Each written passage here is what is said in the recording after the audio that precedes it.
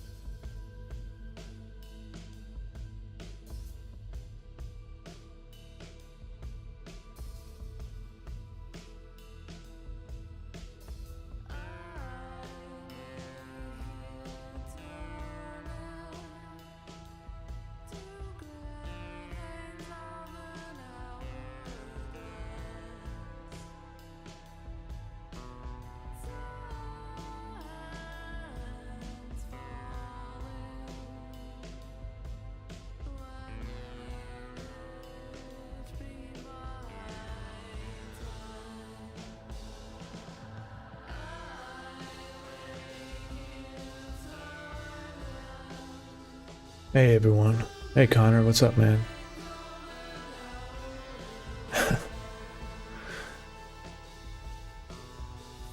Demolishing some tortilla soup right now. Hope you get some too at some point. Thanks, Doug. Alexander. Hey, it's AJ from Buffer. Hey man, what's up?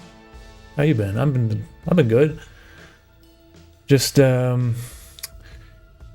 finally got I finally got episode 7 of Safe Mode released, and that took way too long, but I'm back on track to getting the episodes out on a more semi-regular schedule. Hopefully they don't take more than a year like that last one. Just been really busy the past month. I've been like dealing with these merch orders. Like I've been like selling merch like crazy, you guys, and I appreciate it all from you all. Thank you so much, because it keeps me going. Like financially, I'm able to keep doing this, you know. But like I was like selling out. I was like freaking doing merch like every day for like the month of December, and then I'm getting a new stock of hoodies in. So I know all those hoodies sold out, and then I'm gonna there's a new stock coming, so if anyone missed those, they're coming too. What else is going on? So I'm gonna screen interface in New York City on the 4th.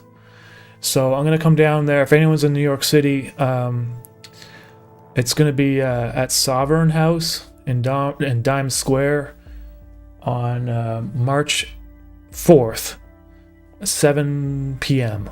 at night. So I'm gonna post some details about that later.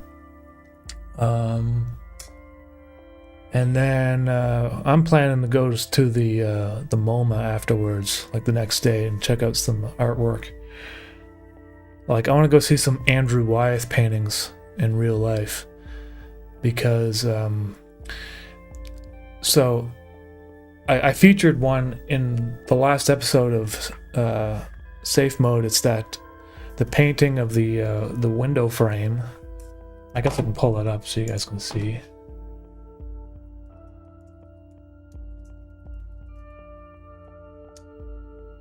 Wind from the Sea, I guess. I don't know if that's at the MoMA, but I know that some of his paintings are at the MoMA, so I want to go. That's a very small image, but I animated that. So I guess I can show you what you probably already seen the episodes, but I'll just pull it up anyway. Well, this is one of the shots, but I took the inspiration from the composition. Basically, I changed it a little bit, but you know, that's usually what I do. I gotta find a better image than that. It's all blurry.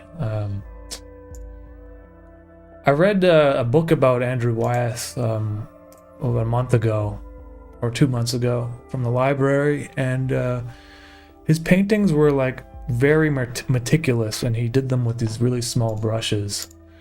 And I don't know why the internet just crapping on me today, But yeah, so I want to go see those in person because yeah, they're also done in egg tempera, which is like an old style. It's like one of the first ways to paint things. Basically, you would use like egg yolk and then like mix in pigments and stuff. And the brushes, it would take him forever because like he would paint like individual blades of grass. Like, so seeing these paintings in real life is probably going to be much different than just looking at a, well, obviously looking at a blurry image that's on the internet. So I want to go see those. I'm excited to see that. Yeah.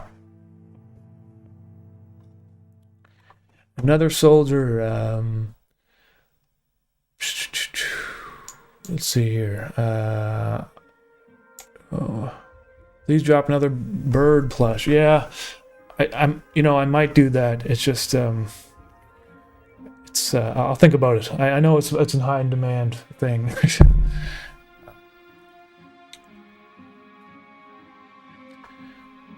What font are you using in the bottom part of the screen where it says the subscriber thingies? Oh, I'm pretty sure that's just Times New Roman and cap locks. I don't really have a choice over. I think it's like some script that's like done with Streamlabs or something. I can't remember.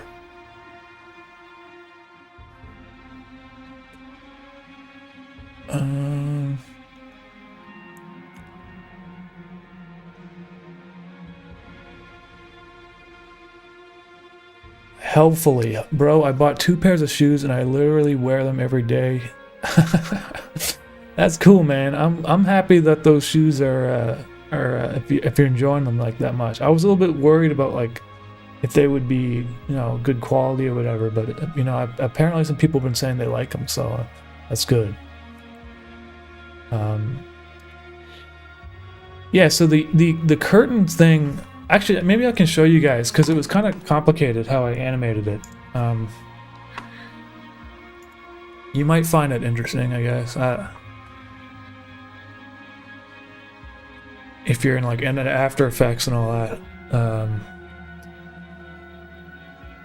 It didn't take me very long, but that's only because I've been doing this for so long. I kind of like got my techniques down. Let's see.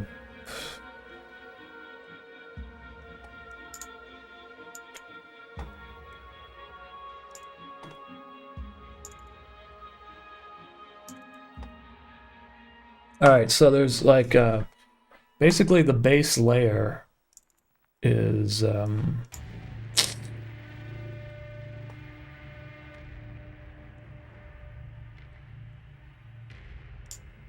see here, I don't know how to explain this really.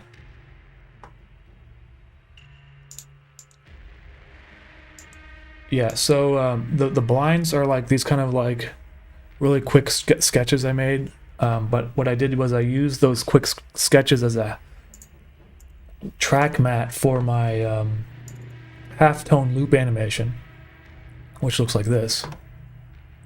So basically it replaces my sketches with, where I sketched, it would replace it with the halftone loop.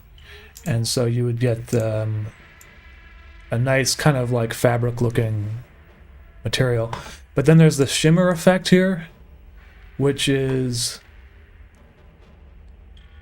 basically, so I had a, so there's another layer that has a bunch of fractal noise on it and stuff going, like different versions of fractal noise and then blurs, basically. And so it does this. And then what I can do is use that on multiple layers. I'll have different versions of it, and I break it out using the threshold and the linear color key, so that there's like different layers. Like if it's like mid-tone gray, it's gonna select this little area. If it's like dark gray, it's gonna be this area. And then I assign colors based on the different locations. It's sort of like a threshold of this thing. So so basically you get the shimmering effect, which makes it look more fabric-like, which is kind of nice. And that's about it, really. That's all there is to it. I'm gonna quit that though. I'm just gonna start drawing.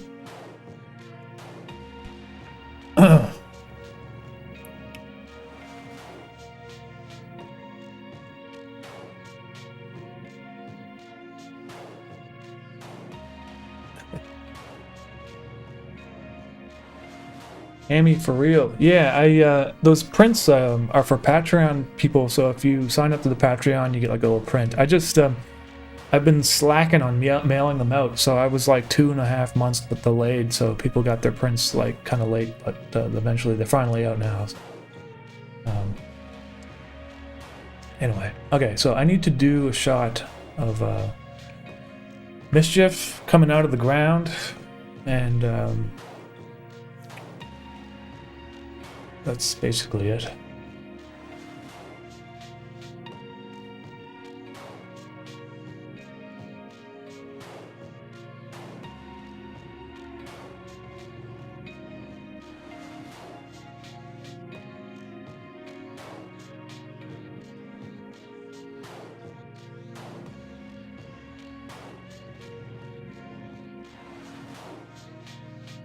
It would be nice though to have some like he's coming out of like a brick road or something, you know, kind of like stones, so that when he bursts through the ground, it's not like just dirt coming out, but it's like stone work and stuff. That might look nice. So.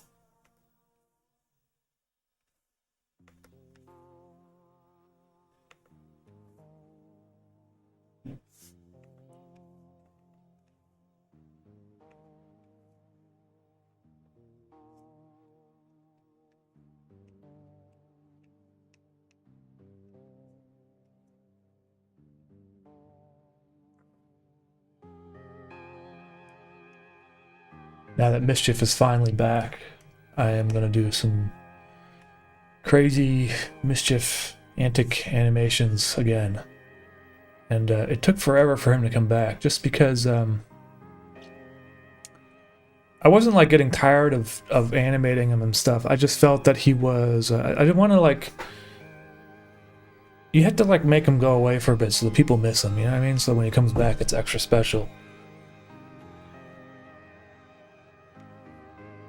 And I didn't want to like flanderize him too much, you know? So I feel like I needed to take a break from animating him.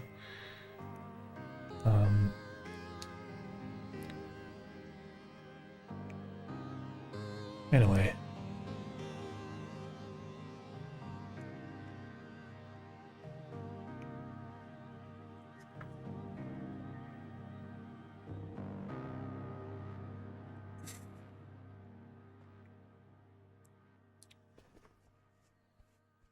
Yeah, man, it's been a while since I've streamed. I just haven't really had the energy, I guess. I've been doing a lot of other things which has been taking my energy, which is... Before I used to work so much on the computer, and you know, and I wouldn't have any energy for anything else, but nowadays I do other things, you know. I go to exercise quite a bit now, so that takes a lot, and I feel much better though. I feel like so much better mentally. Just feel more relaxed and calm stuff. So I'm going to make this look a... I don't know what kind of brick pattern this is going to be. Just make it like... I don't know. I'm just freehanding this, so it's probably going to look like crap for a long time until I get... you know, yeah, never mind. Doesn't matter.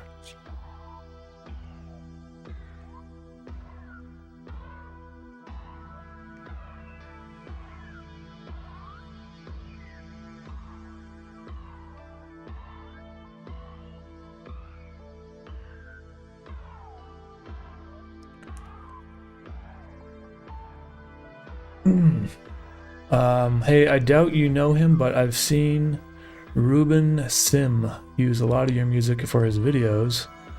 Obviously crediting you, but wanting to know if you recognize him. A lot of people have asked to use my music over the years, and I basically just said yes. Just put me a credit somewhere. So, but I don't really know who Ruben Sim is.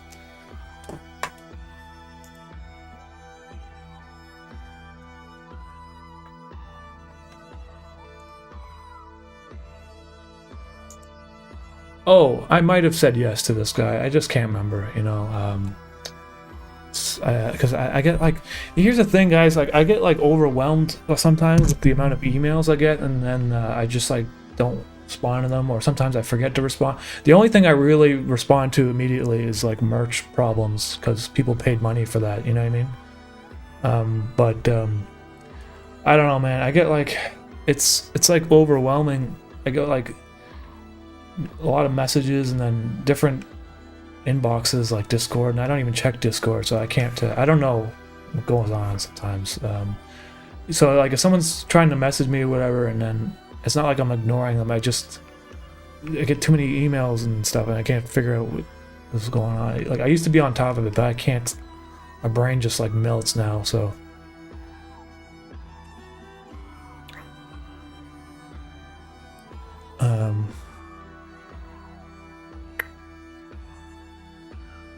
Was Mischief somewhat inspired by Venom? I noticed the two characters have...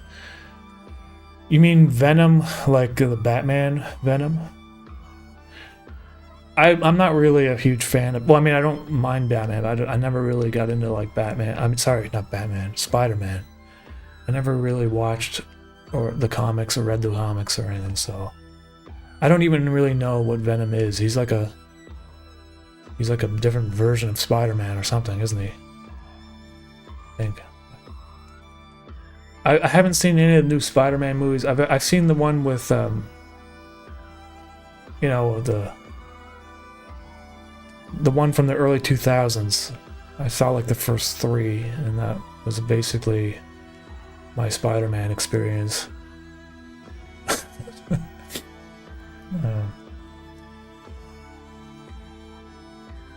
I don't know about Venom though.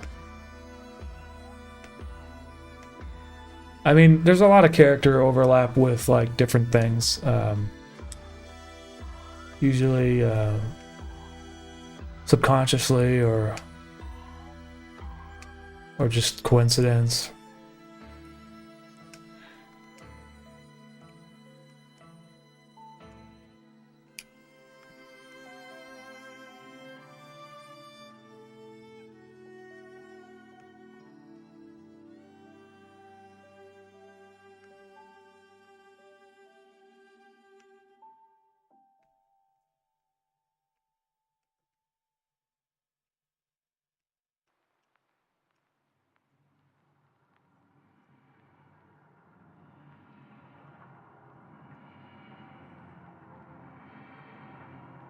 Alright, I got enough bricks here. It doesn't even look that good, so I'm gonna have to I'm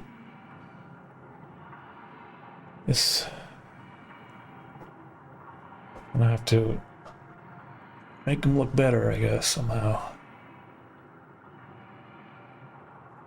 Make some of them look like they're sticking out, I guess. Stuff.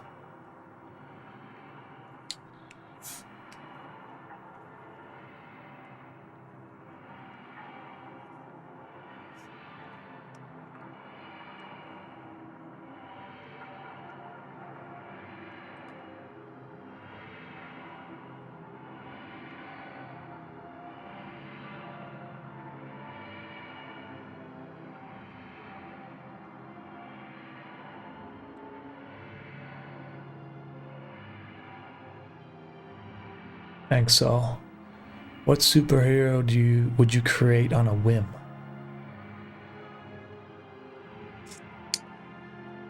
I don't know what you mean by that. So I don't know what you mean.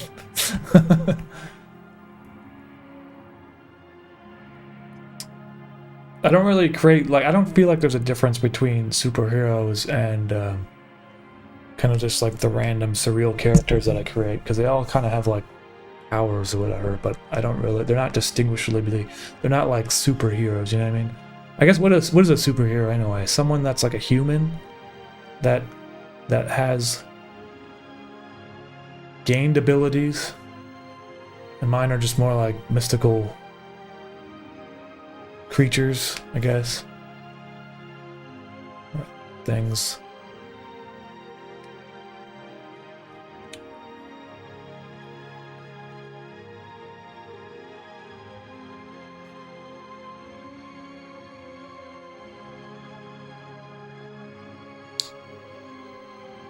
What is the current video game you play and vibe with?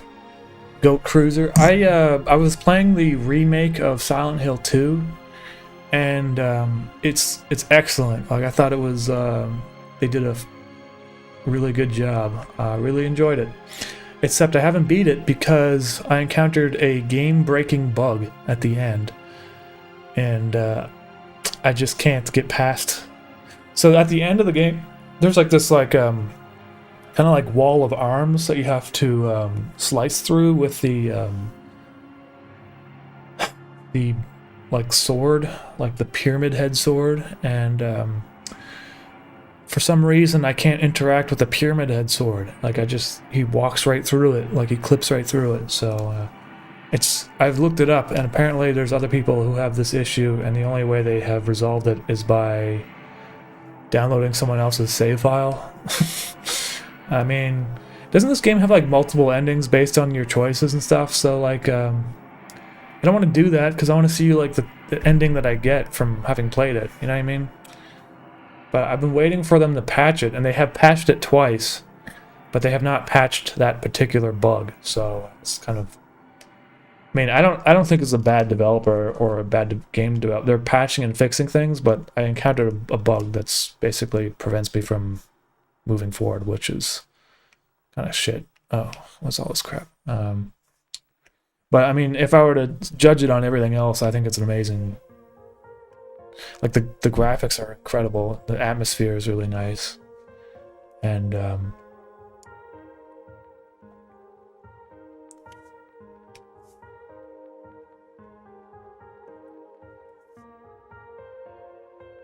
yeah.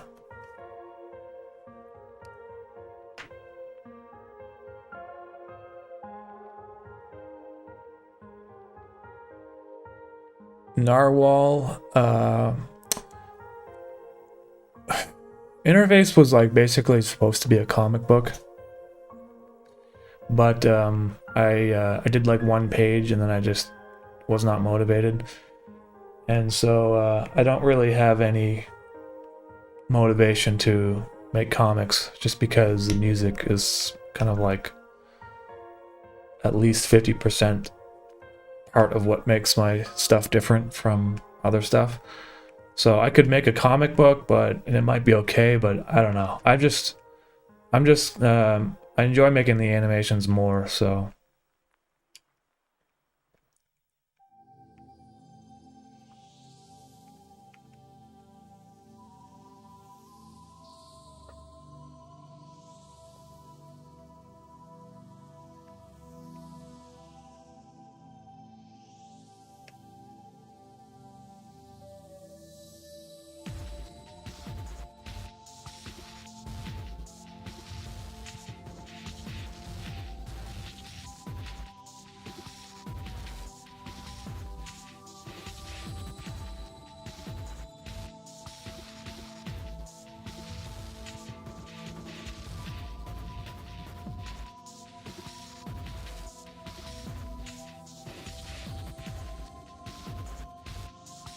This is like sand, I guess. Sand. I'm just gonna like add sand on top of the like dirt or something. I don't know if it looks very good though.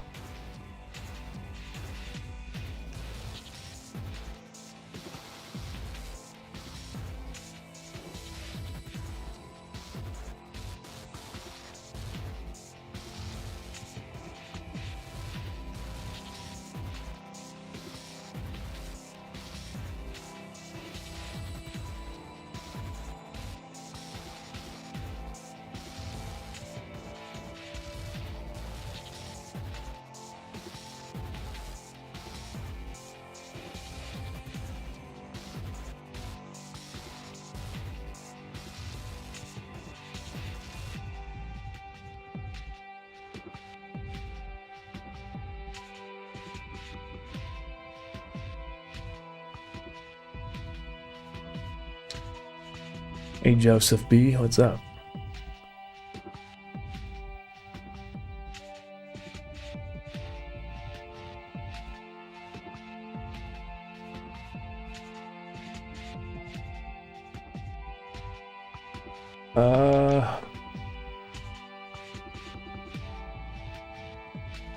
Thank you, Rose. It's very nice of you.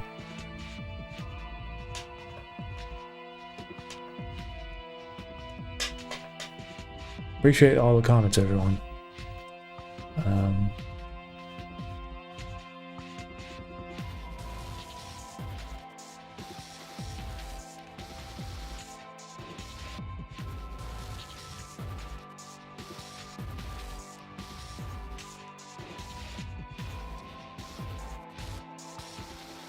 Yeah, so it's just like a snowstorm out here in Montreal, so not that I really go outside in the winter that much anyway, but I thought today would be a good day to stream. I haven't done it in a while. I have to get another shot set up and draw some keyframes for it, and then send it to Allie, who works with me, and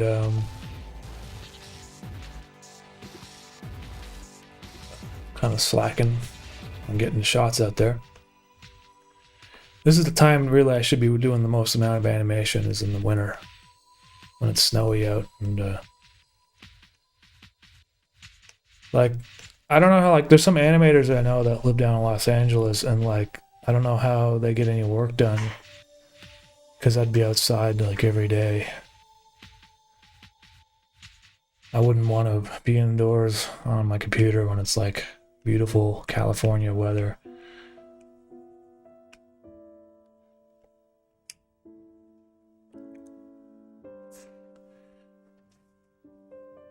Okay, let's add some more sand over here, maybe. Just like a mound of sand. Oops. So this has been coming a little challenging for me, this episode, because I'm making them in black and white because he's like in the random access memory section of the interface, and so I have to be a little bit more careful about my compositions and like the negative space and all that. I mean, I always sort of pay attention to that, but it's like more important now than ever, because black and white is unforgiving, especially like just pure black and white. Like, I don't really have an ability to add shading. I sort of do though. I've kind of like changed my animation technique a little bit, and for the black and white stuff.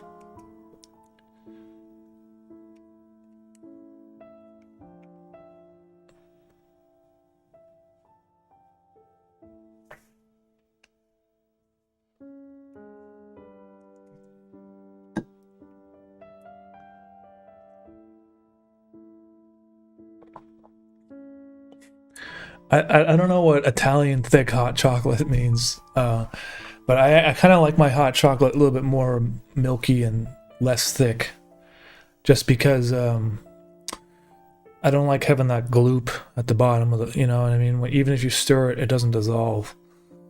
So I make mine a little lighter than usual.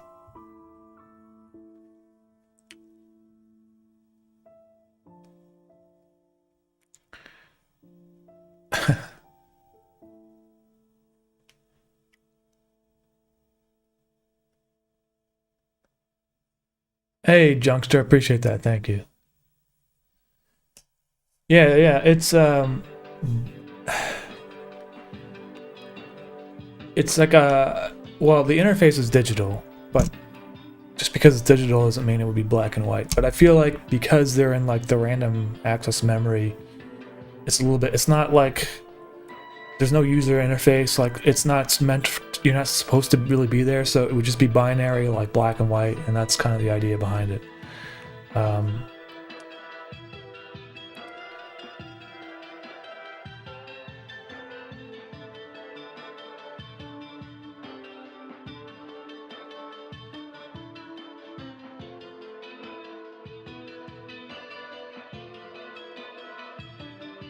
Sometimes, yeah.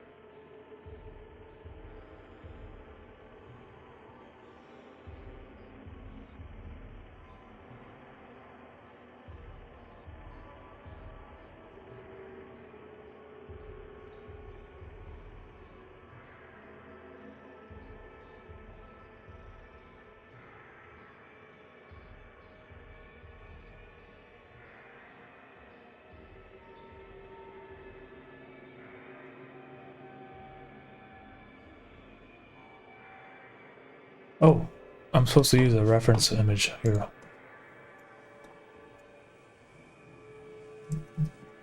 How very much I've loved you. How very much I've tried my best to give you the good life.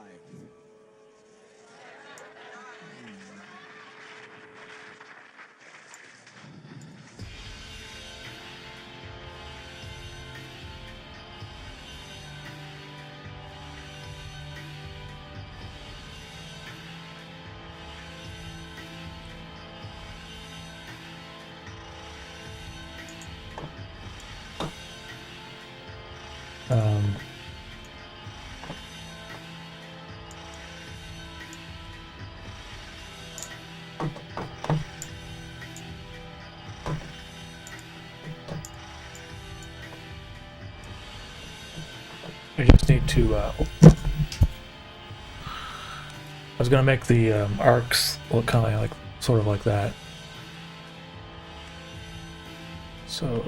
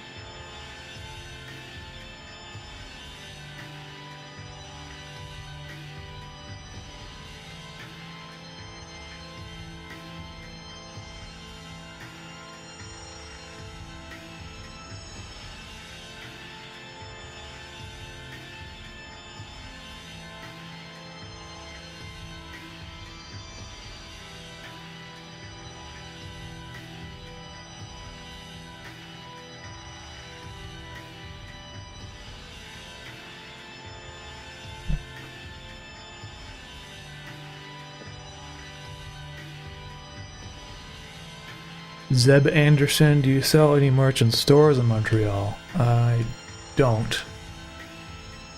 I haven't really reached out to anyone to do that.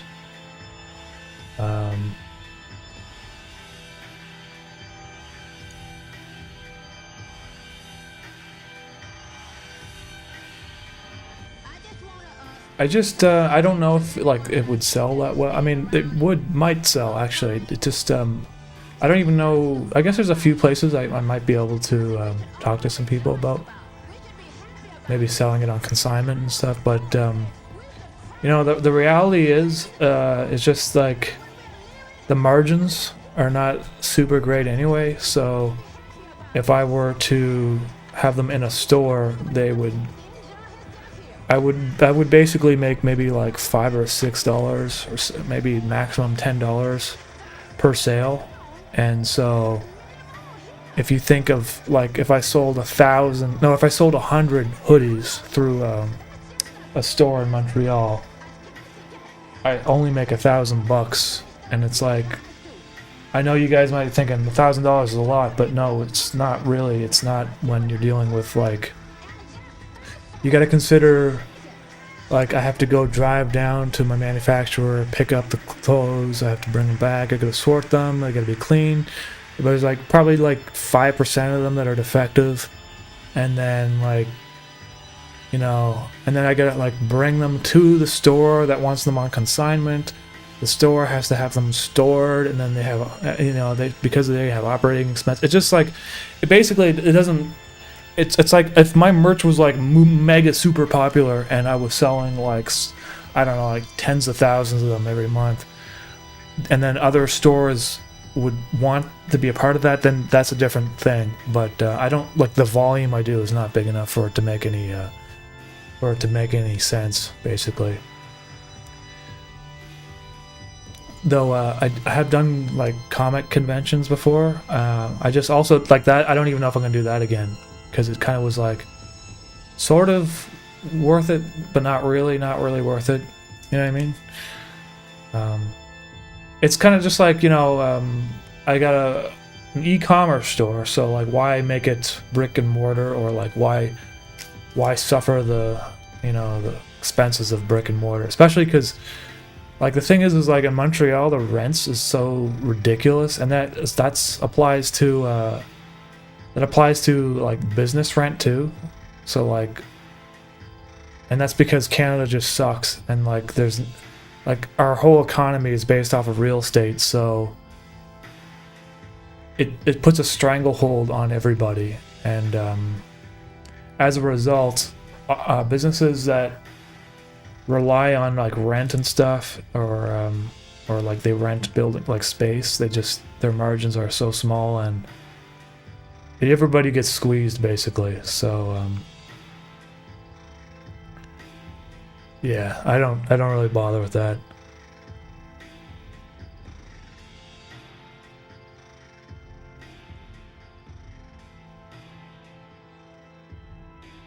Okay.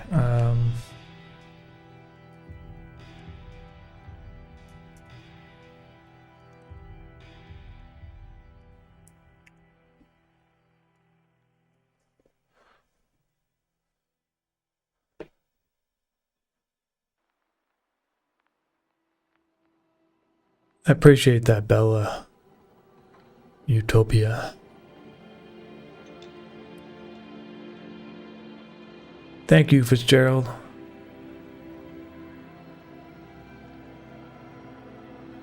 I've seen art vendors in Oslo pop up and then close down in less than a month. It's tough. It's possible though, Hammy, that it might have been intentional, because like, you know, one thing people do now is they just do like pop-up shops where they basically just it's basically a pop-up shop. Like it pops up and then after a month they close it down, but it was all intentional.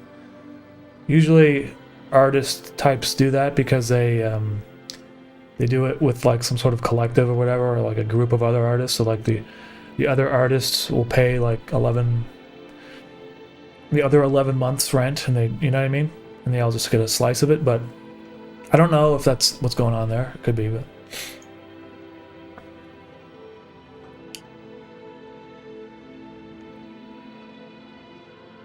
but even that stuff here is like, there's like a pop-up thing in Montreal on like Wellington Street in Verdun, and it's like $2,000 to $3,000 for like just 1 month, and it's like, all right, so how many things do I have to sell in order to break even? Basically, you have to. It's just, it doesn't make any sense. So yeah.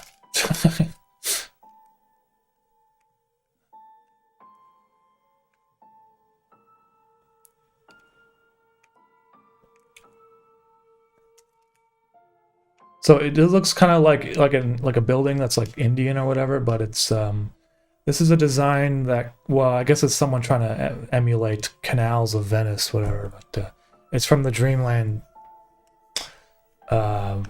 amusement park that burned down a long time ago on Coney Island. So it's not exactly Asian. I guess it's like pseudo Venetian or something. I don't really know what it is. And there's like circles and those grids.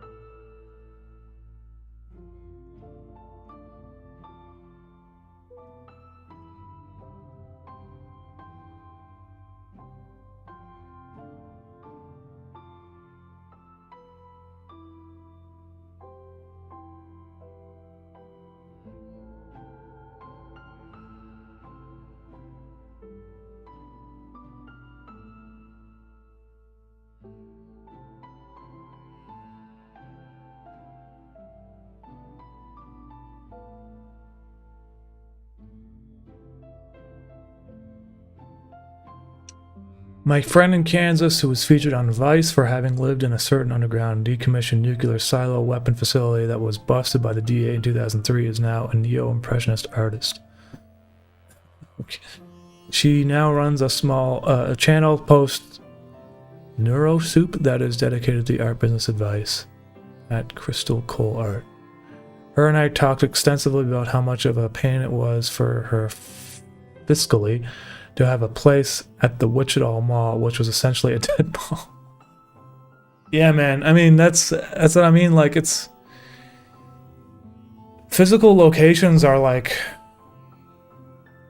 you don't want to like turn your artwork into a day job, which is like going to a dead mall every day to try to sell your artwork to a bunch of like suburban moms that are there to buy cat food.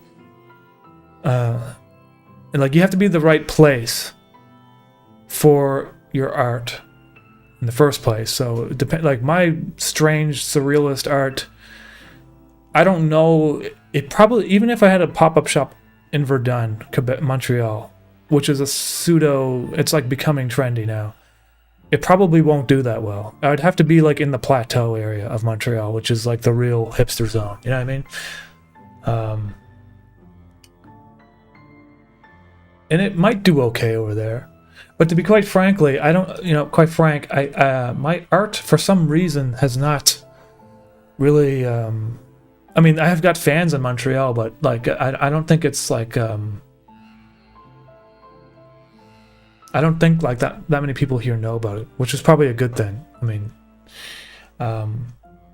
it's just more like my fans are more spread out throughout the world, you know what I mean? So like, and so basically, if you were to sell your art in like a shop like that, your artwork needs to have broad appeal, which some of my merch does actually. I mean, so you might just see the incorporeal clown hoodie and be like, "That's cool," and I just want it. They don't even need to know what interface is. You know what I mean? That makes sense. I mean, yeah, but I've done a few art shows in Montreal and stuff, and basically I am never going to do that again, unless it's like some really major kind of like thing that's got funding and advertisement. I can't, it's not worth my time anymore. I'd rather, even if it is worth my time, I'd just rather not. You know what I mean? I'd rather make a painting in my room and not sell it. Just I don't know how to explain it, but it's yeah, the whole business side of artwork is like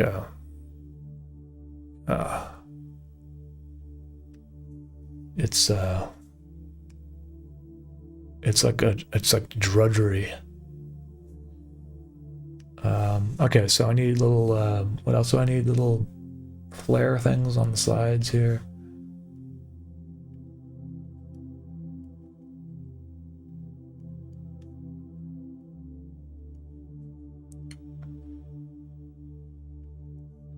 Okay, and then what? What's this? It's like a line?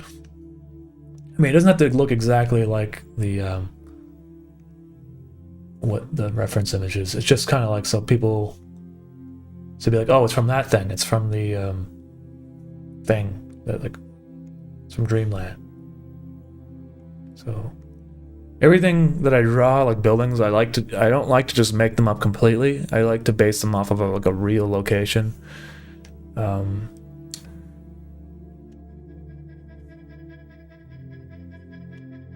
Okay, so I didn't even, it goes up. I don't know how high it goes up, but get rid of this. Here, oops.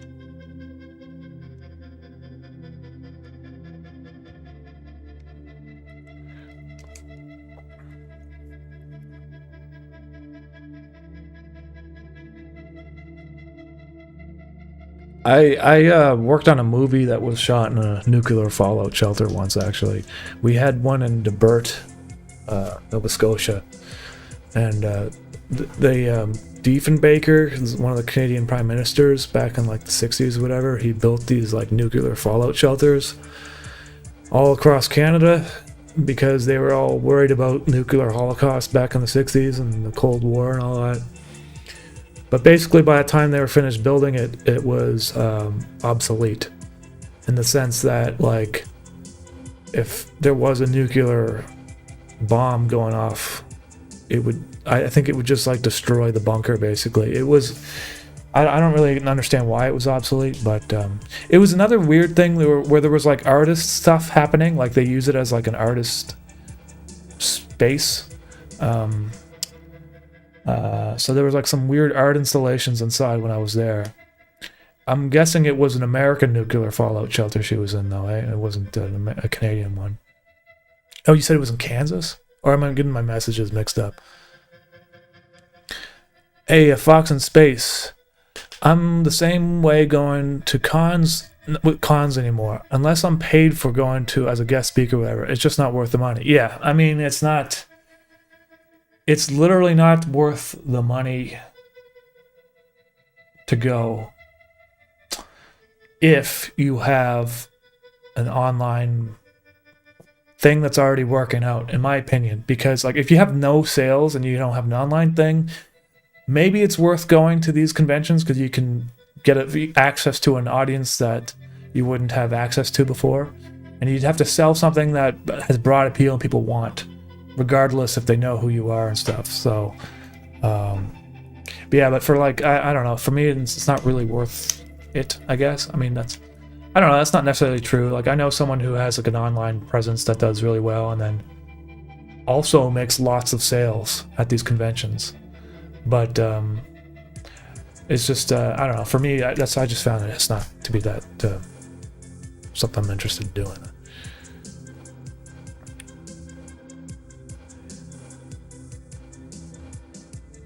Hey, Thomas Royce, appreciate that, thank you.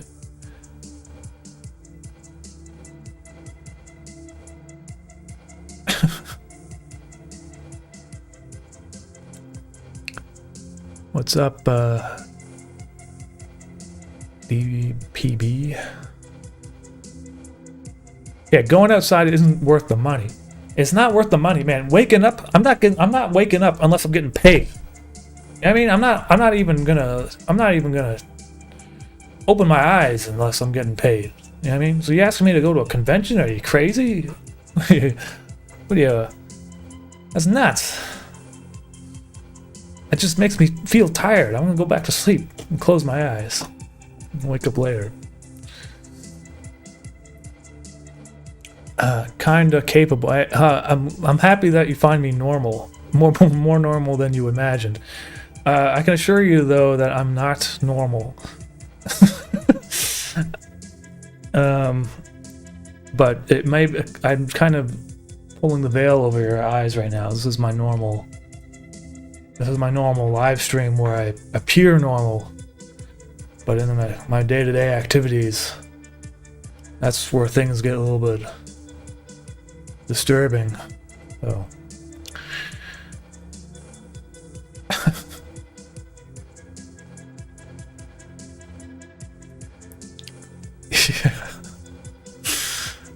Have you had any contact with furries or furry culture?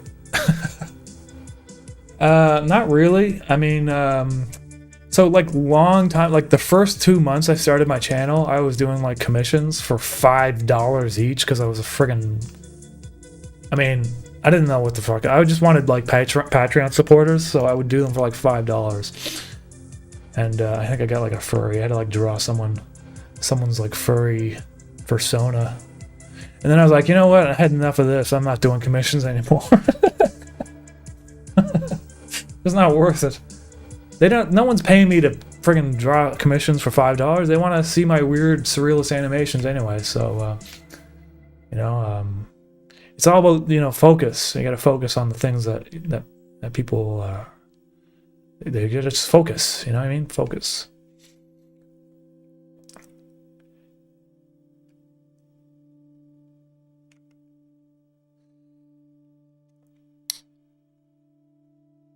I really just kind of enjoy this black and white, though. It kind of just makes things a little bit more simplified for me. Oh, I will go back to color probably if I finish one, on the later episodes of safe mode, or if I make another project. But it is kind of a nice creative challenge to change things up like this.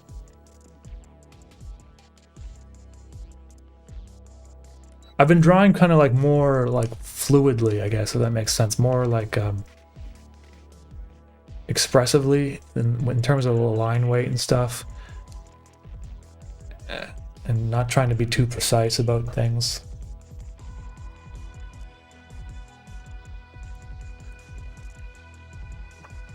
Should save this before it freezes.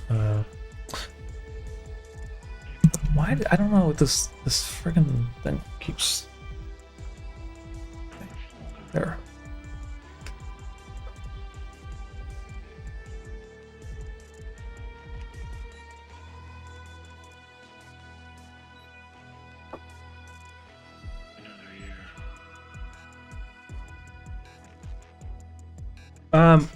The Discord does exist. It's just I don't go in there at all, and I don't know what's going on in there really.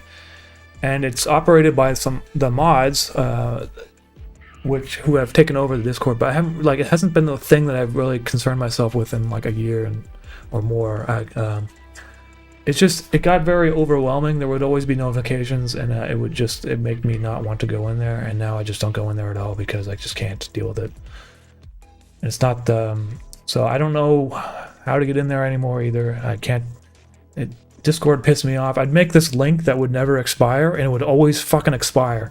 And then like people would be like, "How do I get into the Discord?" And I'm like, "I don't fucking know because I made a link and it was supposed to not expire, and it expired, and it just I don't understand."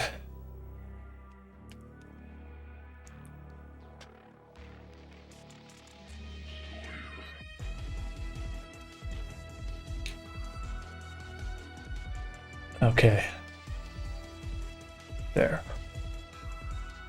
Now I need to draw these little triangle windows. And they are on top of what? They're just randomly placed. They're not aligned to the base there.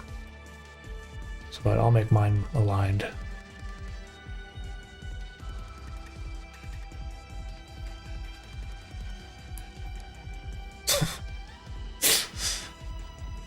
It's okay. Yeah.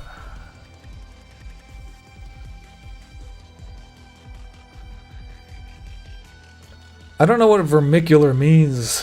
Quantum entanglement. My vermicular. I need to look that one up.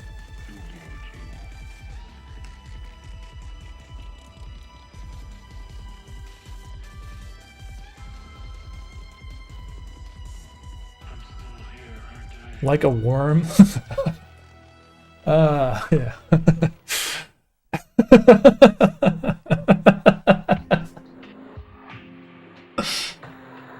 I like that word because it sounds like it means something else. It sounds like you're saying like something to do with the way you present yourself or something, and then it's like worm-like. I should say that about some sort of things. You know, if I go to a bar and I have a drink, whatever, and they're like, "What do you think of the beer?" I'll be like, it's kind of vermicular. Or if I see a movie, it's got the main character had this vermicular vibe about him. It's very. And they're like, "What does that mean?" And they look it up later because they don't want to admit that they don't know what vermicular means, because that's what people do when they don't want to. They're just like, yeah, vermicular. And then they go look it up on their phone in the bathroom and it says worm-like.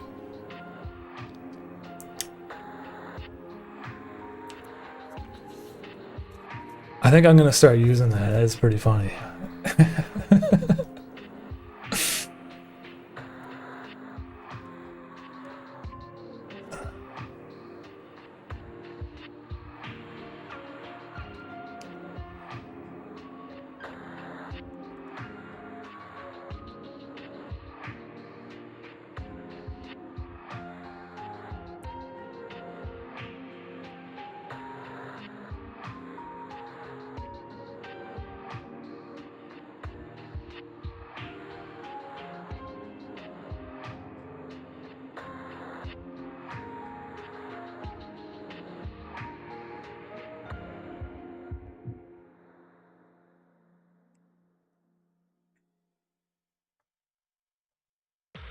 Vermicular manslaughter.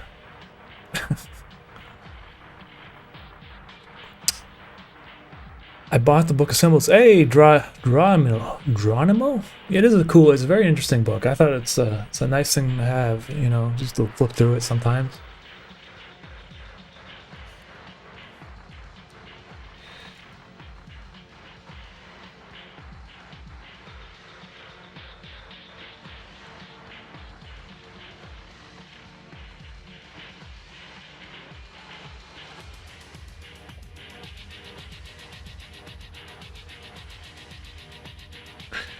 Thank you, Post Elvis. The painting next to the TV, who drew it? It's wonderful. Oh, well, thank you, Sommerlid, but that is a painting of Carolina I did about 2 months ago or 3 months ago, and it just sits over there now. It's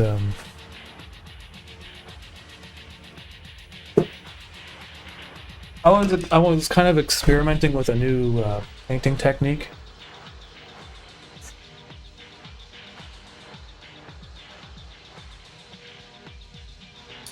And it's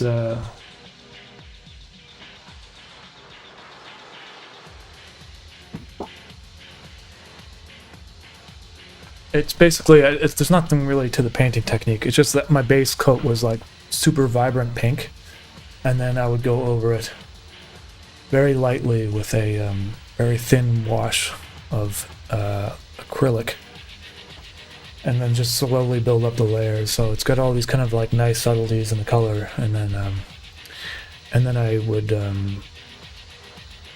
I varnished it so it's very shiny now. The varnish is what do I do with my pencil? The varnish is like anti-yellowing, UV protecting, and all that sort of stuff. So basically, it protects the painting from fading and sort of, you know, that sort of thing.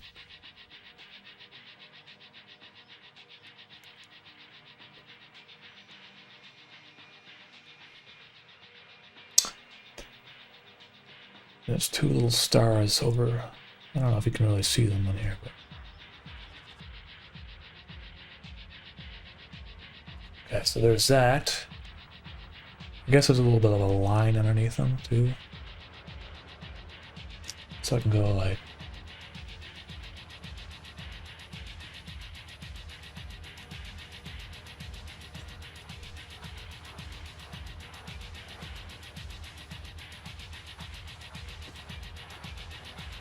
And then. Oh, there's a little bit of an arch shape, so I guess let's go like.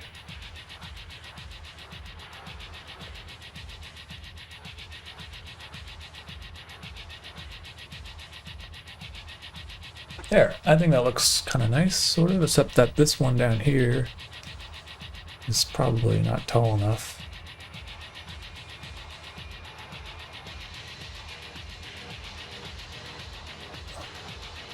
There.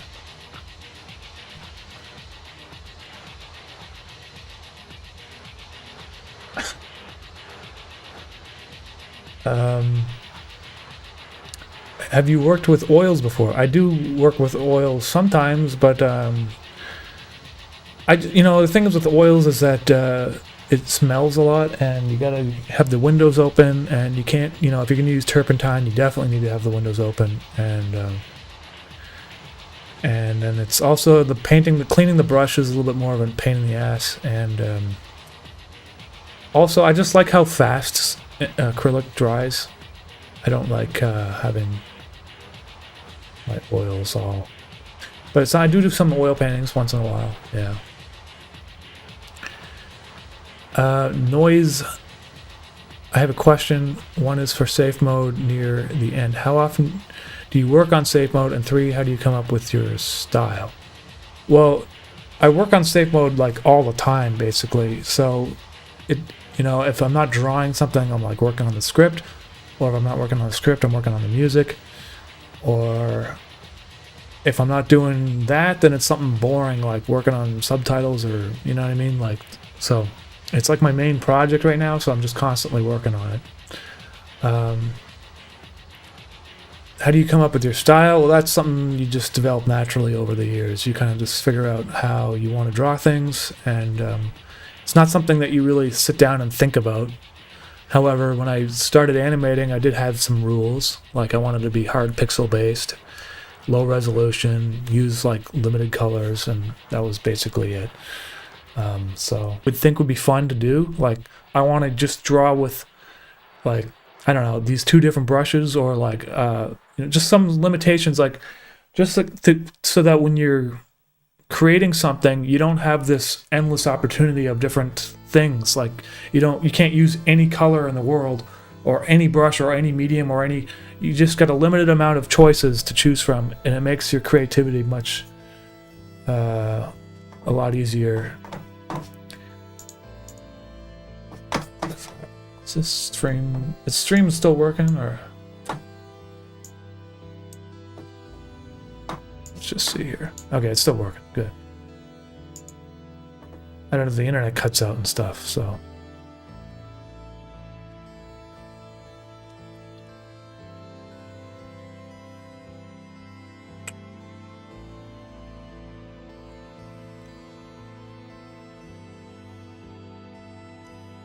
Do you like Franz von Stuck or Caravaggio? You know, I'm not actually that familiar with them, so I'm gonna have to look them up.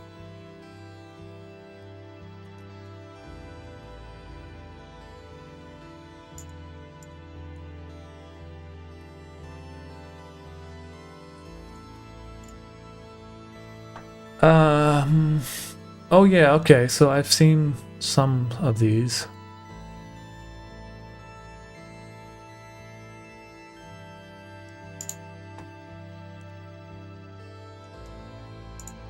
I'm not really, like, I don't know too much about him, to be honest with you, so,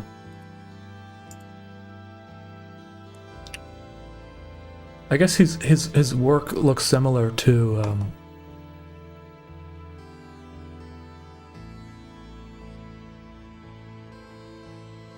no, I like his stuff. Yeah, it's cool. I especially like this. It's nice.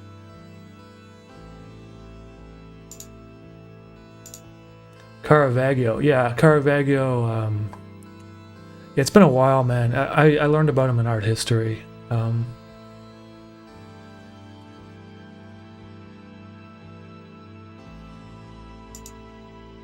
He's another one of those painters that does like a lot of mythology, similar to William Blake, I guess.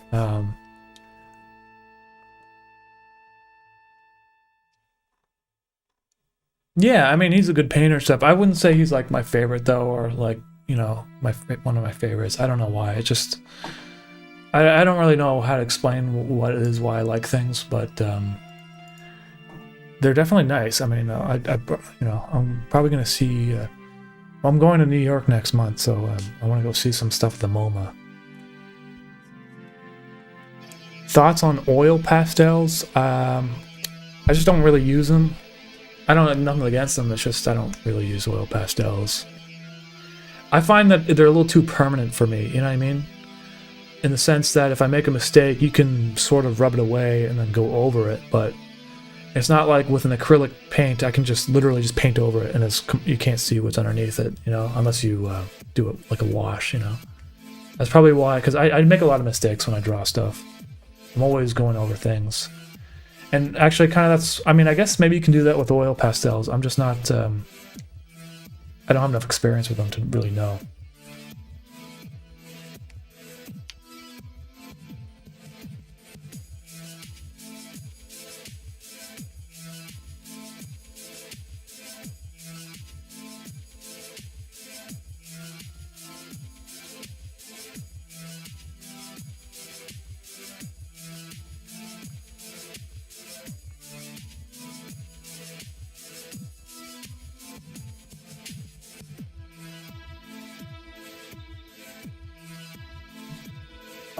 Okay, this is starting to look better.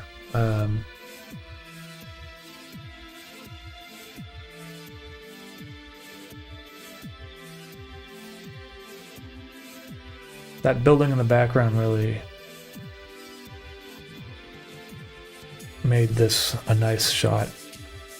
I don't know, it's just everything kind of...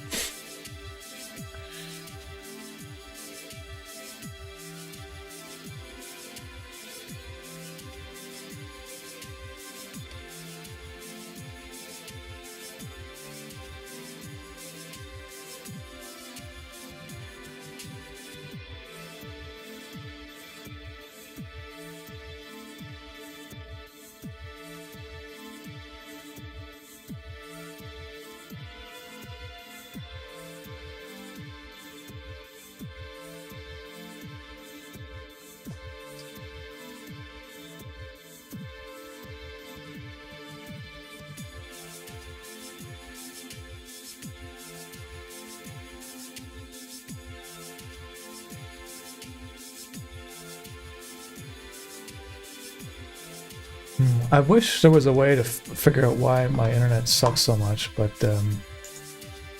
fuck. I can't change my stream settings now, I don't think. Actually, let me just see what happens if I type in 9 here, or 8.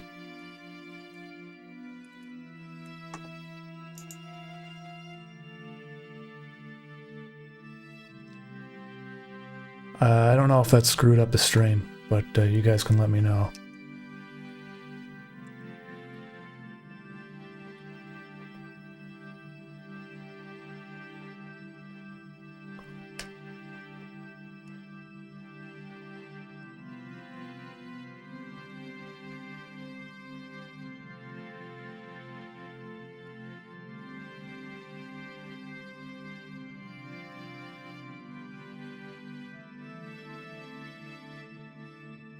Okay, cool. I think I might have changed the bitrate just a little bit, so maybe it will work better now.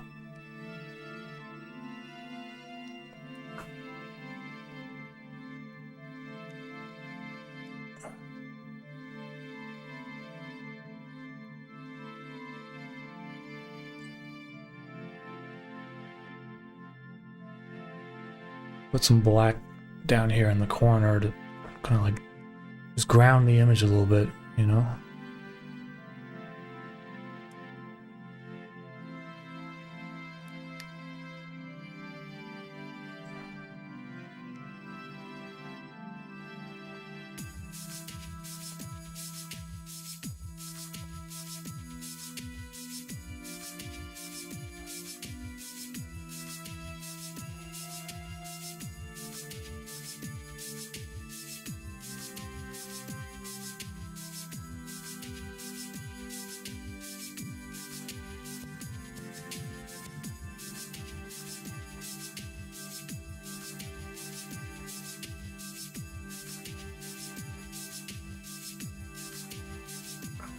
Okay, so that looks cool. What else is in the background? Maybe nothing, we'll just leave it. It's very easy to overdo drawings.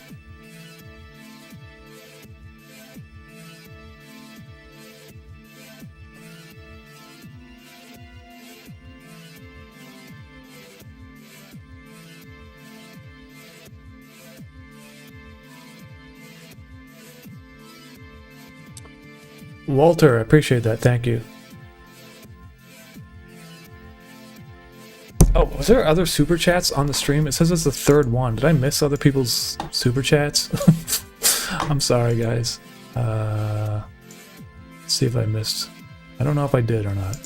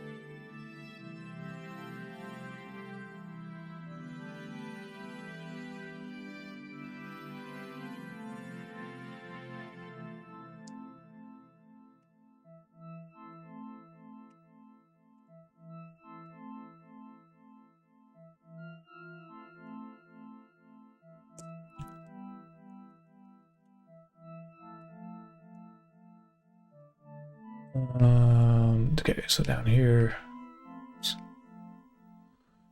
putting some negative space here of the plant.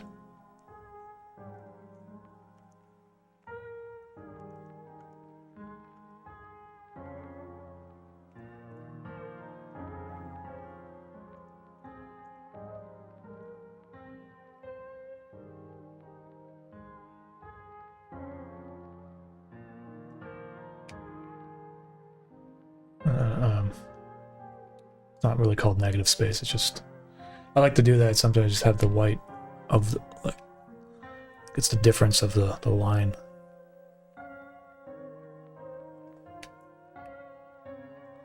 There, I think that's looking nice. Maybe a little bit more dark over here.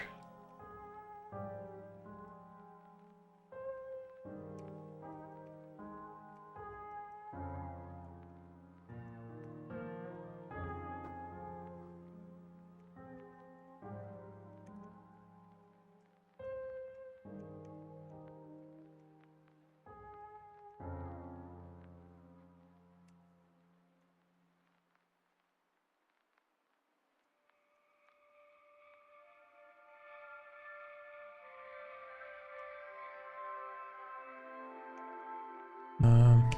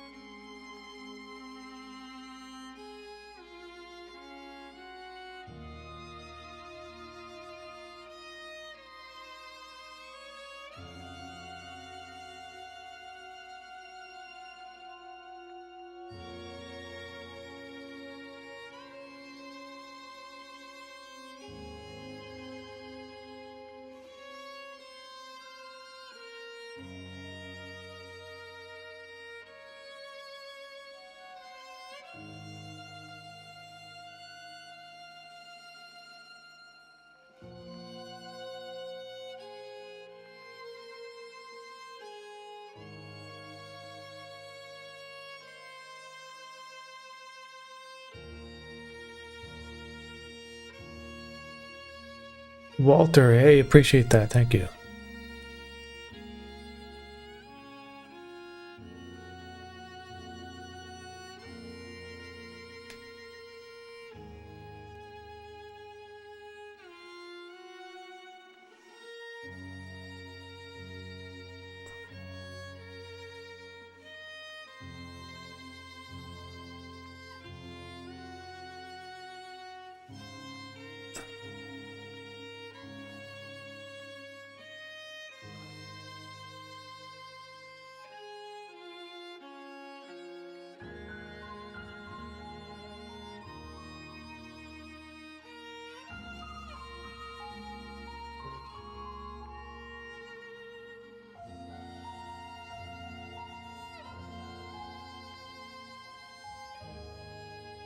Looks all right. I think I'm starting to get to the point where I want to start doing the actual animation now.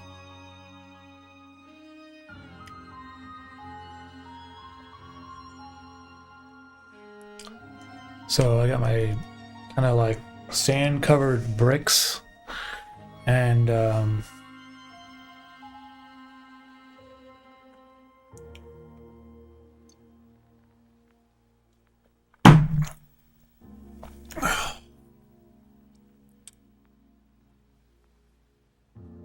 hey, thanks, Go Cruiser. All right, so I'm gonna start doing the brick coming out and stuff. I don't know how long this is gonna take me. It's probably gonna take me forever. I'm gonna do some keyframes and then I'm gonna pass it on to my Allie, who works with me, and it's gonna look very nice.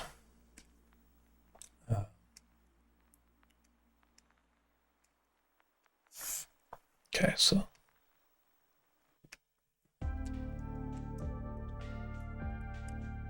it's the base layer.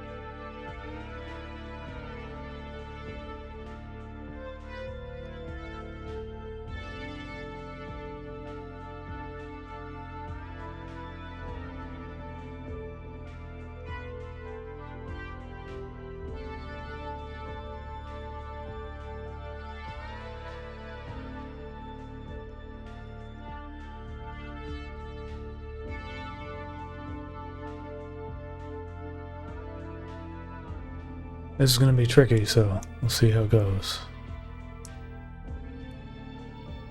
Just time. Hey, I wanted to mention a friend showed me your soup video like a couple years back, and I showed it to my dad. And now he talks all the time about the safe mode series you do. That's funny, man. I appreciate that. I like that. I like hearing stories like that. Every time we chat animation, he always mentions it when a new video comes out. That's very heartwarming.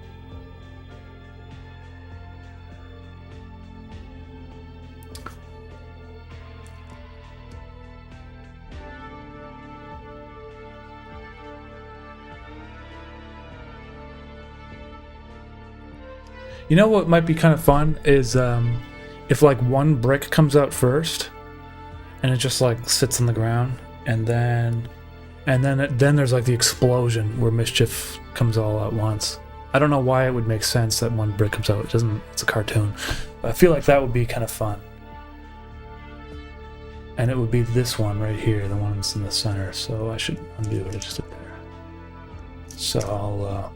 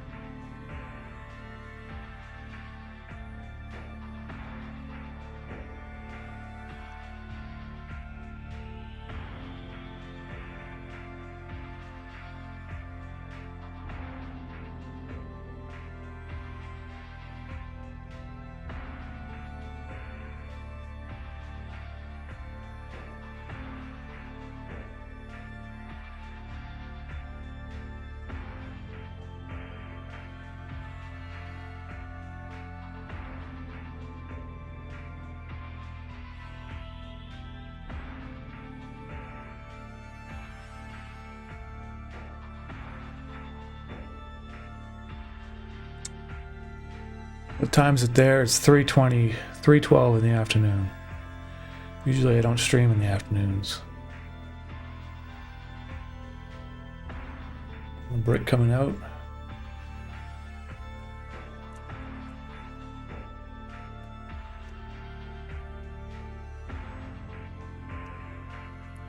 So now I think it would be a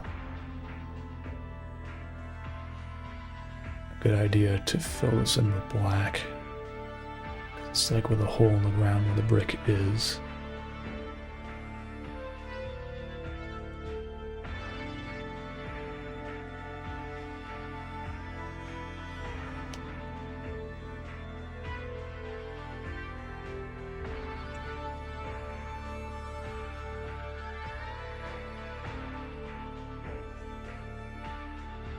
And then the shadows would be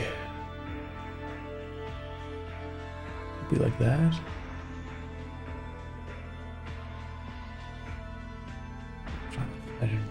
No, that doesn't look right. It would look like that maybe.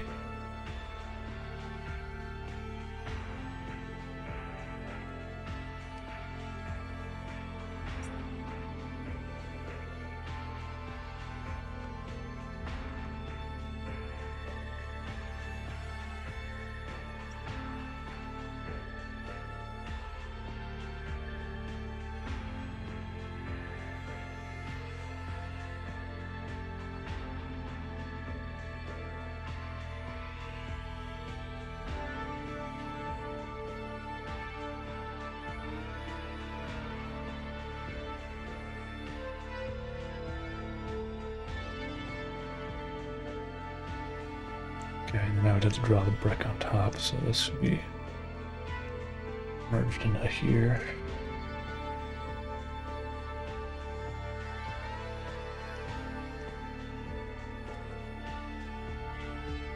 One trick I can do is,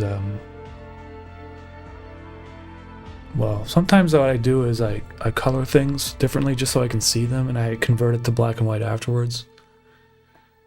So usually I use like red.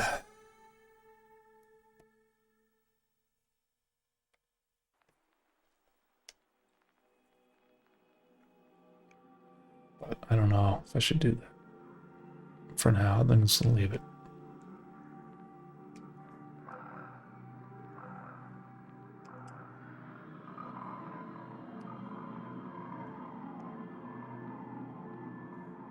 Yeah, whatever.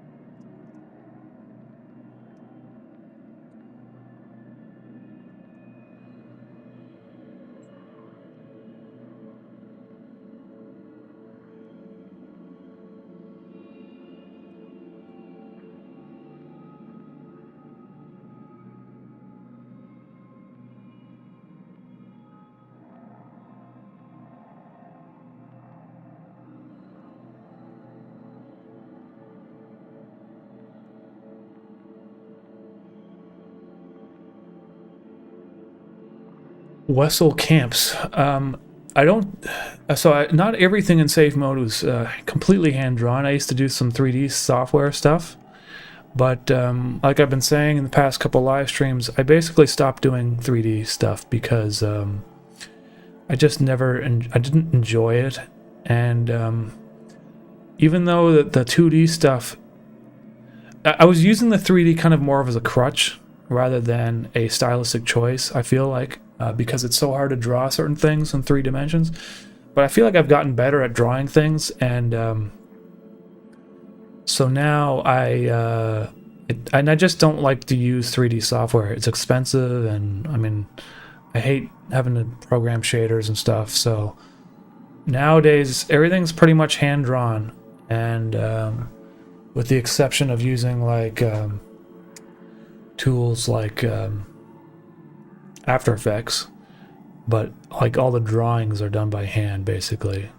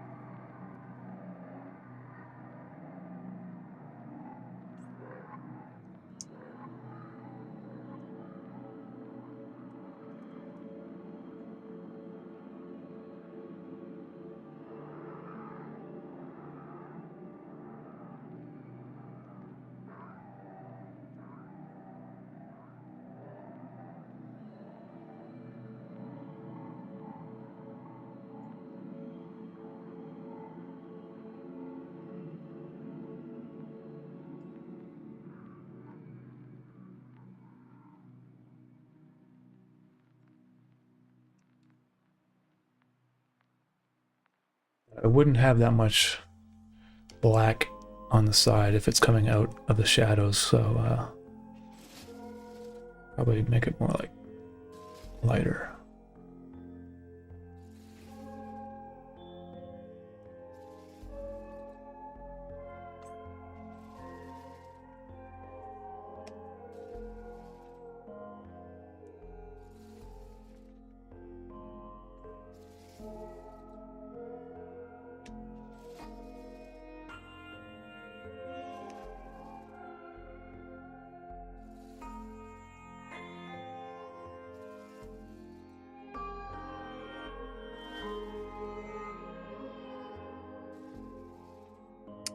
DPB Press, take care, man.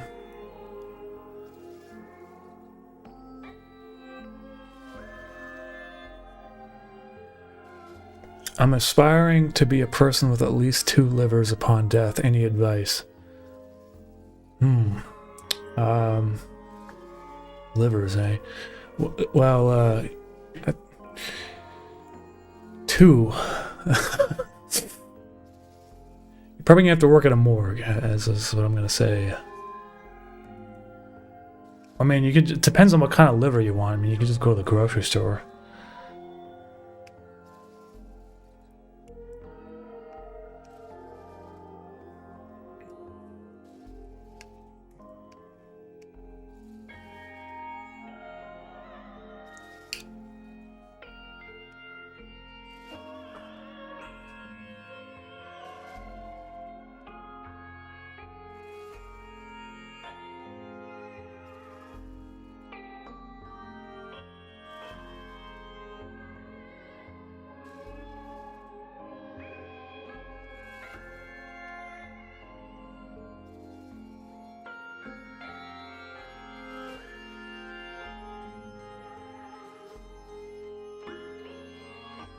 I think this shot's gonna be kind of like a smear frame, maybe.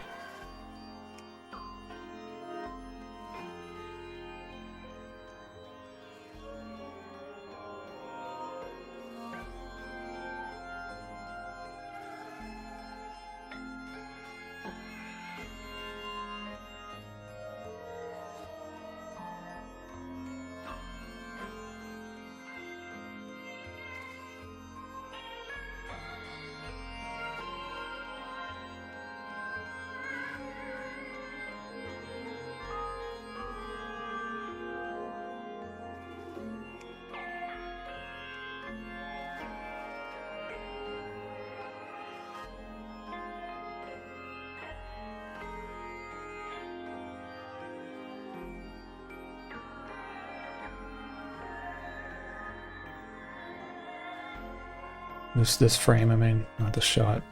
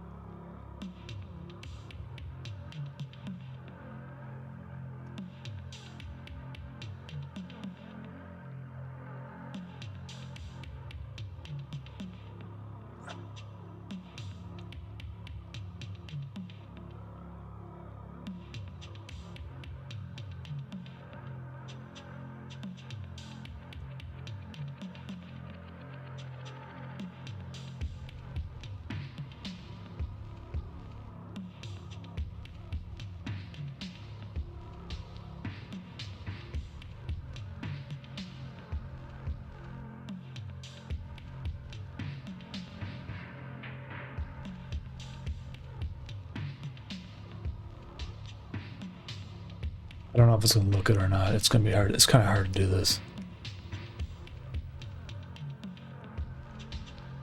Can always just erase it if it doesn't look very good.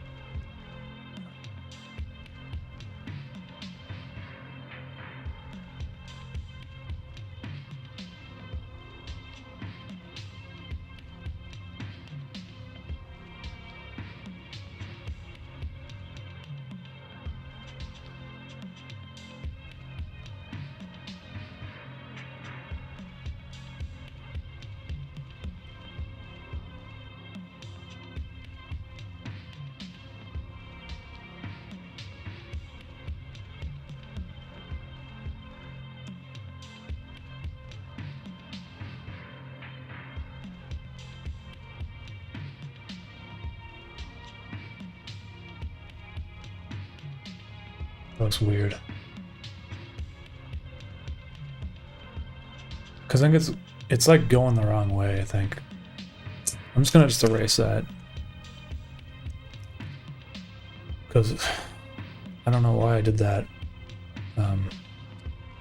The cube needs to roll backwards into the distance, not towards the camera. So it should be more like this.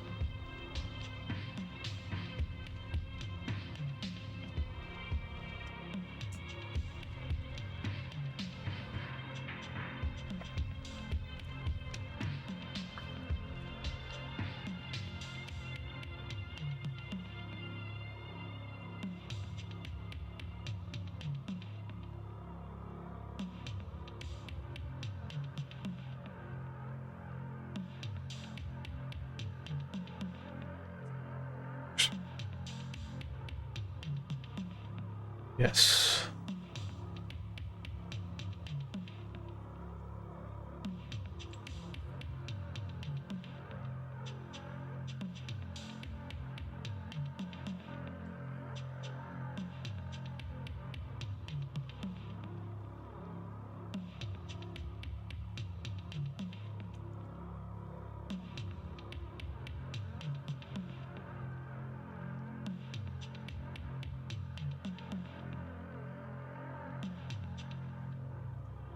Yeah, that looks a lot better.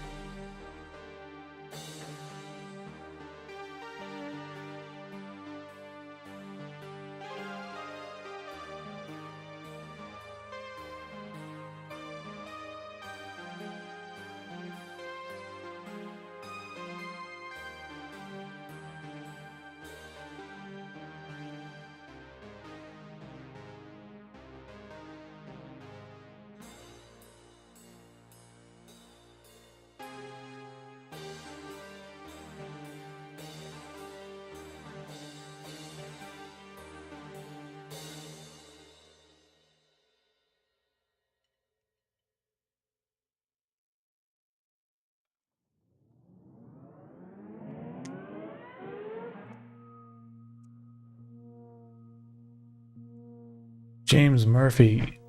Yeah, I use Photoshop as basically where I start doing the animations. I don't do everything in Photoshop, but most of the drawings are done in Photoshop. I try to do as much as I can in Photoshop, basically.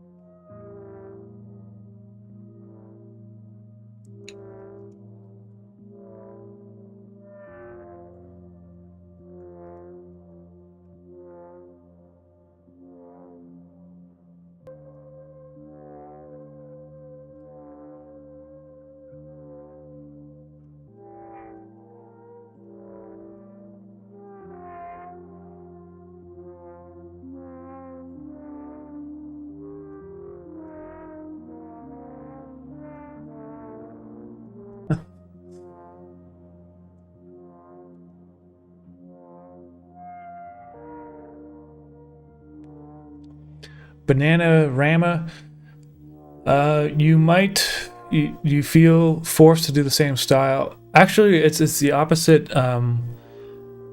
It's kind of liberating when you don't have to think about the style and just focus on the other things.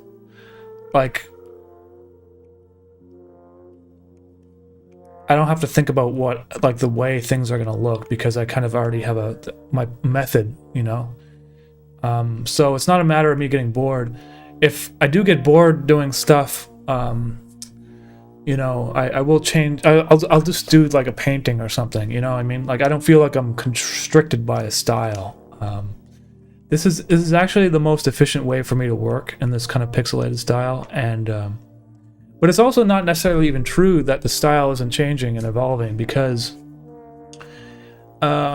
these drawings look much different from the stuff, even from what the interface, but even at the beginning of safe mode is starting to, there's still a transition of how things look. And so I have rules, but I'm not straining myself to just, everything has to look exactly the same, you know? So like, for instance, all these like little pixels, these like 1 by 1 pixels, I wouldn't really do that in the past.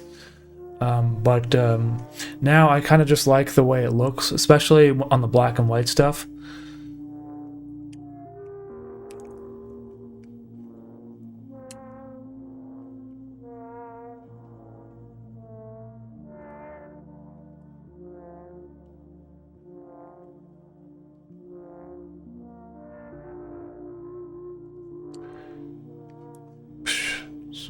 So there we go, it goes. Comes out. I think it'd be nice if it just slides a little bit too. So I'll do that.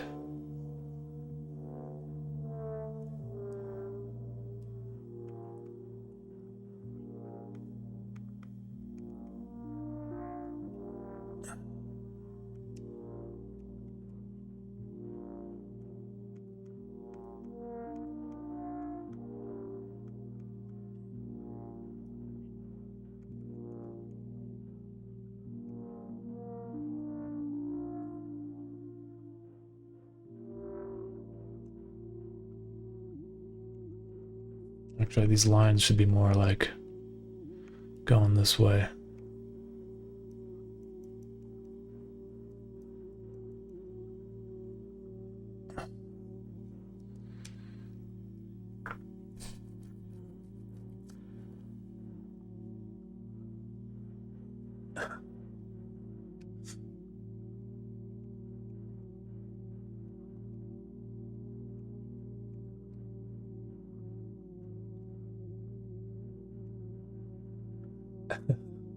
The Minute Hour is going on a manic episode. I don't think that's what's going on with him. I was talking to him recently. It's just actually, I I don't know actually, to be quite honest, but I think he just he's trying to like transition out of just being the YouTube stuff and into more of the chunk monthly, which is the subscriber based kind of like zine. So it's like, you know, it's like some YouTubers, I don't know, like I'm fine doing this for a while and probably until the future for the next little bit, but just because someone made a YouTube channel and they are this thing that you know them as doesn't necessarily mean that they want to continue doing the same thing for decades and decades, you know? It's like people's interests change and stuff, and it's just a matter of what do I want to get out of life. And honestly, the whole YouTube career path is like, it's very difficult. You need to have a lot of self-motivation, and especially on channels that are like my size and the size of channels of other channels that I affiliate myself with, because we're not like necessarily favored by the algorithm, so to speak. I mean, like, sure, I get some videos that get like 6 million views or whatever, but just like in terms of like putting out content and stuff, like there's like reaction channels that have like an endless supply of things. I can just sit there and look at a video, and then there's like 20 hours of content. Meanwhile, I work on a video for a year, and like it's only 6 minutes long. But the thing is, that doesn't bother me. What bothers me is that the algorithm or YouTube doesn't recognize that there's like different levels of like you know, and I don't think YouTube should rank videos based on effort either. They shouldn't base them off of like oh, you spent so long in this video, so your channel's worth more. But it feels to me like there's something missing in the algorithm, just a little bit of something, because it's basically like the main thing on YouTube is just to make reaction content or like just long form essays that go on for like 2 hours and stuff. And I feel like that's not. I don't feel like that's what. If there was an ideal YouTube, that's not what it would be. You know what I mean? So I feel like there's something missing there still. But I don't know, man. I just focus on my work and I release things, and I don't think about it too much because it's pointless, basically. Also, I know that YouTube is like, they're basically like the people that work there, they have like the worst ideas about what the future of the YouTube should be like. Like, they just never, like, if you ever go to the Creator Insider channel and they like release these new features and stuff, and they got like this new feature called hype, which is you can pay money to hype a video, and like fucking 80% of the revenue goes directly to YouTube and not the creator that you're hyping, and then that goes to some page that it like ranks, like the trending page or whatever. And everyone in the comments is like, oh cool, pay to play, like that's definitely what we wanted as in terms of a feature, you know, like no one, like literally no one is asking for that, and it just seems like a money grab by YouTube, and they're like trying to present it as this fun, cool thing that you can do, and I'm just like, dude, I would never promote that. It's like straight up, just like, I don't know, it just feels weird to me. So, but like that's the thing that they're working on, and it's so it's like if that's what they're working on, that just their priorities are out the window. You basically just give up on them as in terms of a partner, you know. They host my videos, that's about it, and there's an audience that comes in that I don't necessarily wouldn't have access to unless they're being recommended my videos, but that's kind of where it ends for me. All right, so there's my brick comes out, and then I think maybe it just slides a little bit. Oh yeah. Maybe one more pixel of slidage.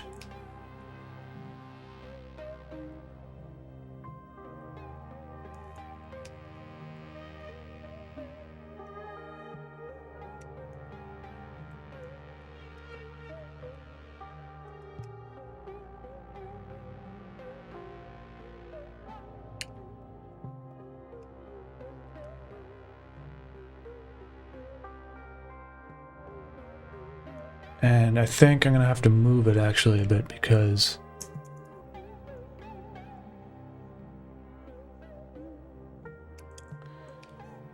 this one.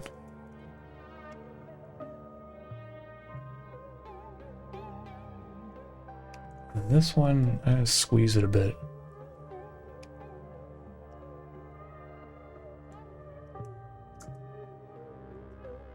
There. And then this one needs a little bit of this removed. This pixel here bothers me. There.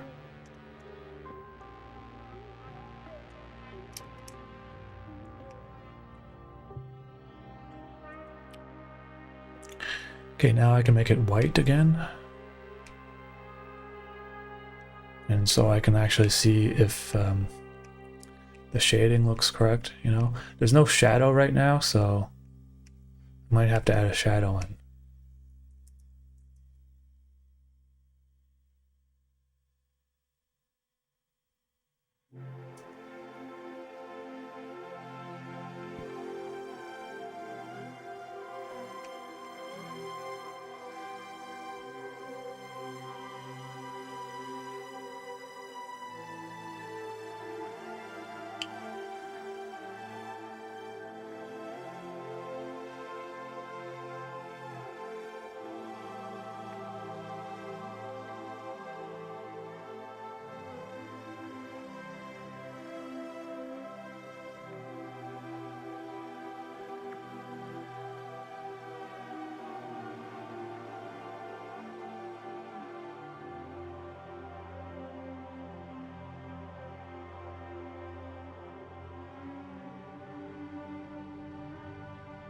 Yeah, I don't know why the stream is choppy. I can't. It's just YouTube being a piece of shit, basically. I'm guessing.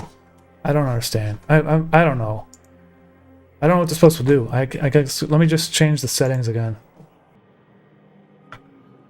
Okay, now it's even smaller bitrate, so hopefully that works.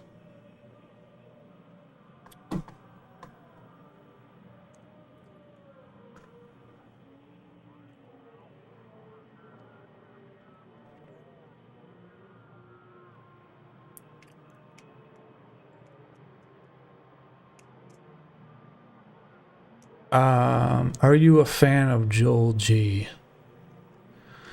I think I tried to watch one of his videos a couple years ago, and I just kind of got annoyed. So, not to hate on anyone, but I mean, I'm sure there's people who like it. It didn't appeal to me for some reason.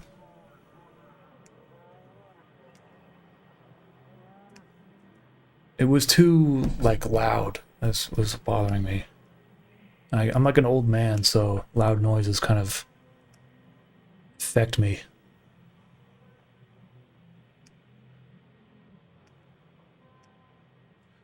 Alright, there's my brick.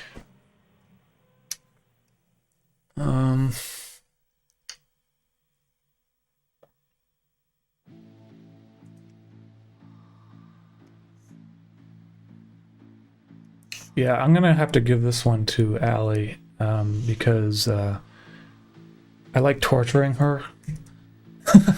And so I'm gonna be like, alright, so you see that one brick? Now you have to do it for like all of these bricks. And then have Mischief come out of the bottom. This is gonna be a nice shot because it's gonna be quiet and all you're gonna hear is that foley of the brick come out and it's gonna sound really crisp. And then it's going to and then when they all come out, it's going to sound really nice. It's sound design. It's something I like to do. And then, like,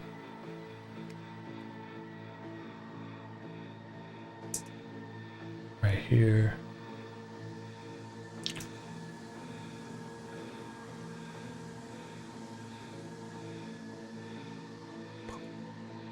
Just like a long pause, and then the rest of the bricks come out flying.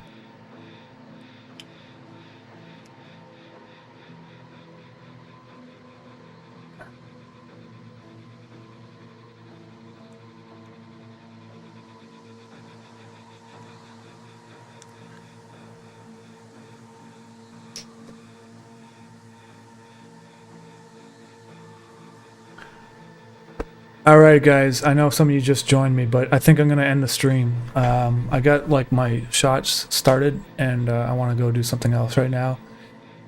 I need to go move around, move my legs. So thanks everyone for hanging out to me and saying hello. Thanks everyone who super chatted and stuff. And if you're in New York City on the 4th of March, I'm going to be screening Interface at the Sovereign House in Dime Square at 7 p.m.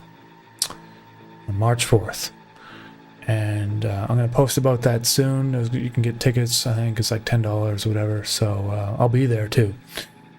And that's it, everyone. Alrighty. Thank you all. Talk to you next time. Bye-bye.